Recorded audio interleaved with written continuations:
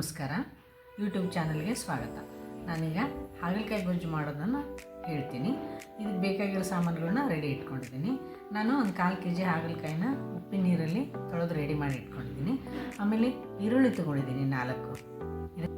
ಅದಕ್ಕೆ ಬೇಕಾಗಿರೋ ಸಾಮಾನುಗಳು: ಬೆಲ್ಲ ಇಟ್ಕೊಂಡಿದ್ದೀನಿ, ಸಣ್ಣಗೆ ಜಜ್ಜಿಕೊಂಡು, ಉಪ್ಪು, ಇದು ಗುರೆಳ್ ಪುಡಿ ರೆಡಿ ಇಟ್ಕೊಂಡಿದ್ದೀನಿ. ಆಮೇಲೆ ಹುಣಸೆಹಣ್ಣು ತೊಳೆದು ನಾನು ನೆನೆಸಿಟ್ಕೊಂಡಿದ್ದೀನಿ. ಅಚ್ಚ ಖಾರದ ಪುಡಿ, ಪಲ್ಯ ಪುಡಿ ಅಂತ ರೆಡಿ ಮಾಡಿ ಇಟ್ಕೊಂಡಿದ್ದೀನಿ. ನಾನು ಎಲ್ಲ ಪಲ್ಯಕ್ಕೂ ನಾನು ಹಾಕ್ತೀನಿ, ಅದರಿಂದ ಪಲ್ಯ ಪುಡಿ ರೆಡಿ ಇಟ್ಕೊಂಡಿದ್ದೀನಿ. ಆಮೇಲೆ ಒಂದು 3 ಹಸಿಮೆಣಸಿನ್ಕಾಯಿ ತೊಗೊಂಡಿದ್ದೀನಿ. 3 ಹಸಿಮೆಣಸಿನ್ಕಾಯಿನ ಸಣ್ಣಗೆ ಹೆಚ್ಚಿ ಅದಕ್ಕೆ ಹಾಕಬೇಕು. ಅಚ್ಚ ಖಾರದ ಪುಡಿನ ಹಾಕಬೇಕು. ಈಗ ಮಾಡೋದು ಯಾವ ಥರ ಅಂತ ಕಟ್ ಮಾಡ್ತೀನಿ. ಹಾಗಲಕಾಯನ್ನು ಕಟ್ ಮಾಡಬೇಕಾದ್ರೆ ಕೆಲವ್ರು ಏನು ಮಾಡ್ತಾರೆ, ಮೇಲಿನ ಬೀಜನ ತರಿ ತೆಗಿತಾರೆ, ಆಮೇಲೆ ಒಳಗಡೆ ಬೀಜ ತೆಗಿತಾರೆ. ಆದರೆ ನಾನು ಏನೂ ತೆಗಿಯಲ್ಲ. ಈ ಥರ ರೌಂಡಿಗೆ ಬಿಲ್ಲೆ ಮಾಡಿಕೊಂಡು ರೆಡಿ ಇಟ್ಕೊಳ್ತೀನಿ. ಎಲ್ಲ ಕಾಯಿನೂ ಈ ಥರ ಮಾಡಿಟ್ಕೊಂಡು ಇದನ್ನು ಫ್ರೈ ಮಾಡಬೇಕು. ಈ ಬೀಜದಲ್ಲಿ ತುಂಬ ವಿಟಮಿನ್ ಇರುತ್ತೆ, ಆಮೇಲೆ ಶುಗರ್ಗೆ ತುಂಬ ಒಳ್ಳೆಯದು ಅಂತ ಹೇಳ್ತಾರೆ. ಅದಕ್ಕೋಸ್ಕರ ಬೀಜನ ತೆಗಿಬೇಕು. ಎಲ್ಲರ ಮನೇಲಿ ಹಾಗಲಕಾಯಿ ಪಲ್ಯ ಮಾಡ್ತಾರೆ, ಆದರೆ ಇದೊಂದು ಥರ ಮಾಡಿ ನೋಡಿ, ಇದು ತುಂಬ ಚೆನ್ನಾಗಿರುತ್ತೆ. ಇದನ್ನು ಮಕ್ಕಳು ಸಹ ಇಷ್ಟಪಟ್ಟು ತಿಂತಾರೆ. ಅದಕ್ಕೋಸ್ಕರ ಈ ರೆಸಿಪಿ ಒಂದ್ಸಲ ಮಾಡಿ ನೋಡಿ. ನಾನು ಎಲ್ಲನೂ ಕಟ್ ಮಾಡಿ ಇಟ್ಕೊಂಡಿದ್ದೀನಿ. ಇದು ಹಾಗಲಕಾಯಿ ಈ ಥರ ಬಿಲ್ಲೆ ಮಾಡಿದ್ದೀನಿ. ಇದು ಈರುಳ್ಳಿ ಈ ಥರ ಮಾಡಿ ಇಟ್ಕೊಂಡಿದ್ದೀನಿ. ಈಗ ಬಾಣಲೆ ಇಟ್ಟಿದ್ದೀನಿ. ನಾನು ಎಣ್ಣೆ ಹಾಕ್ತೀನಿ. ಈ ಪಲ್ಯಕ್ಕೆ ಸ್ವಲ್ಪ ಎಣ್ಣೆ ಜಾಸ್ತಿ ಬೇಕಾಗುತ್ತೆ, ಯಾಕೆಂದರೆ ಇದು ಎಣ್ಣೆಯಲ್ಲೇ ಫ್ರೈ ಆಗಬೇಕಾಗಿರೋದ್ರಿಂದ ಸ್ವಲ್ಪ ಎಣ್ಣೆ ಬೇಕಾಗುತ್ತೆ. ಸಾಸಿವೆ ತೆಗೆದಿದ್ದೆ ನಾನು.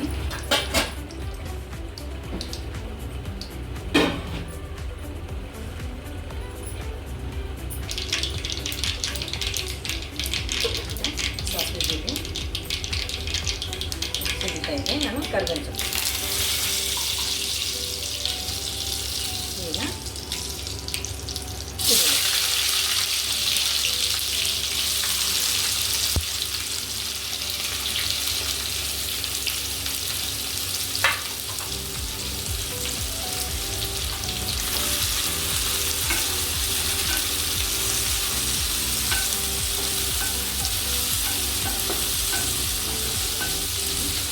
ಹಾಗಲಕಾಯಿನ ಹಾಕ್ತೇನೆ.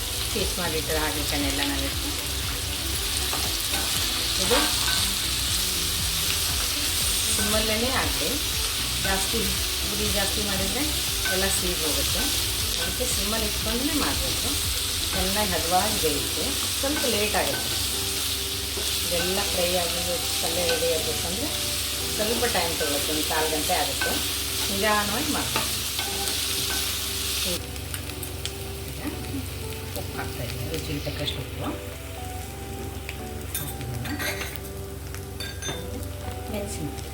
ಹಸಿಮೆಣಸಿನ್ಕಾಯಿ ಹಾಕಿದ್ದೀನಲ್ಲ, ಅದಕ್ಕೋಸ್ಕರ ಹಸಿಮೆಣಸಿನ್ಕಾಯಿ ಕಲರಿಗೋಸ್ಕರ ನೆನೆಸಿದ್ದೀನಿ.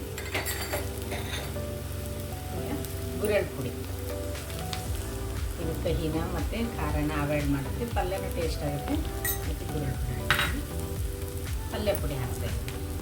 ನಾನು ಪಲ್ಯ ಪುಡಿ 2 ಸ್ಪೂನ್ ಹಾಕ್ತೀನಿ. ಅದೇ ರೀತಿ ನಾನು ಶೇಂಗಾ ಮತ್ತು ಒಣಕೊಬ್ಬರಿನ ಹಾಗಲಕಾಯಿ ಪಲ್ಯಗೋಸ್ಕರನೇ ಮಾಡಿಟ್ಕೊಂಡಿದ್ದೆ. ಅಂದರೆ ಮಕ್ಕಳು ತಿಂದರೆ ಕೈ ಹತ್ತಬಾರ್ದು ಅನ್ನೋ ದೃಷ್ಟಿಗೆ ಶೇಂಗಾನ ಮತ್ತು ಒಣಕೊಬ್ಬರಿನ ಪೌಡ್ರ್ ಮಾಡಿ ಇಟ್ಕೊಂಡಿದ್ದೀನಿ. ಅದರೊಂದು 3 ಸ್ಪೂನ್ ಹಾಕಿ ಎಲ್ಲವನ್ನು ಚೆನ್ನಾಗಿ ಮಿಕ್ಸ್ ಮಾಡೋಣ. ಈ ಥರ ಎಲ್ಲ ಮಿಕ್ಸ್ ಆಗಬೇಕು.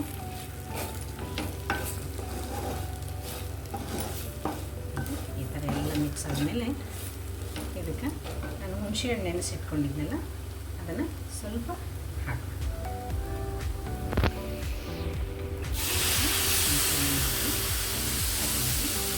ಬೇಕಾದರೆ ನಾನು ಸ್ವಲ್ಪ ನೀರನ್ನು ಜಾಸ್ತಿ ಹಾಕ್ಕೋಬೋದು.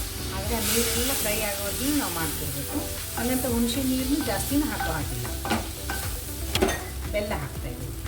ಬೆಲ್ಲ ಸ್ವಲ್ಪ ಜಾಸ್ತಿನೇ ಹಾಕೋಣ. ಬೆಲ್ಲ ಎಲ್ಲ ಫ್ರೈ ಆಗೋದು ಮಾಡೋಣ. ಈಗ ಎಲ್ಲ ಒಂದೇ ಕಡೆ ಇದು ಹಿಂಗೆ ಬರಬೇಕು. ಆವಾಗ ಇದಾಗಿದೆ ಅಂತ ಅರ್ಥ. ನೋಡಿ, ಎಲ್ಲನೂ ಒಂದು ಕಡೆ ಹಿಂಗೆ ಬರ್ತಾಯಿದೆ, ಚೆನ್ನಾಗಿ ಬೆಂದಿದೆ. ಇದನ್ನು ನಾನೀಗ ಸರ್ವ್ ಮಾಡ್ತೀನಿ. ಈಗ 4 ದಿವಸ ಬೇಕಿದ್ರೆ ನೀವು ಇಟ್ಕೊಂಡು ತಿನ್ಬೋದು. ನೋಡಿ, ಹಾಗಲಕಾಯಿ ಗೊಜ್ಜು ರೆಡಿಯಾಗಿದೆ. ಇದು ದೋಸೆ ಜೊತೆ ತಿನ್ಬೋದು, ಚಪಾತಿ, ರೊಟ್ಟಿ, ಅನ್ನಕ್ಕೆ ನೆಂಚಿಗೂ ಚೆನ್ನಾಗಿರುತ್ತೆ. 4 ದಿವಸ ಇಟ್ಕೊಂಡ್ರೆ ಇದು ಏನೂ ಆಗೋಲ್ಲ. ಕೊತ್ತಂಬರಿ ಸೊಪ್ಪಿದ್ರೆ ಕಟ್ ಮಾಡಿ ಹಾಕ್ಬೋದಾಗಿತ್ತು. ಕೊತ್ತಂಬರಿ ಸೊಪ್ಪಿಲ್ಲ, ಅದಕ್ಕೆ ನಾನು ಹಾಕಿಲ್ಲ. ಥರ ಮಾಡಿಕೊಂಡು ಎಲ್ಲರೂ ಊಟ ಮಾಡಿ. ನಮಸ್ಕಾರ. ಹೀಗೆ ನಿಮಗೆ ಇಷ್ಟವಾಗಿದ್ದರೆ ಲೈಕ್ ಮಾಡಿ, ಶೇರ್ ಮಾಡಿ, ಸಬ್ಸ್ಕ್ರೈಬ್ ಮಾಡಿ. ಧನ್ಯವಾದಗಳು.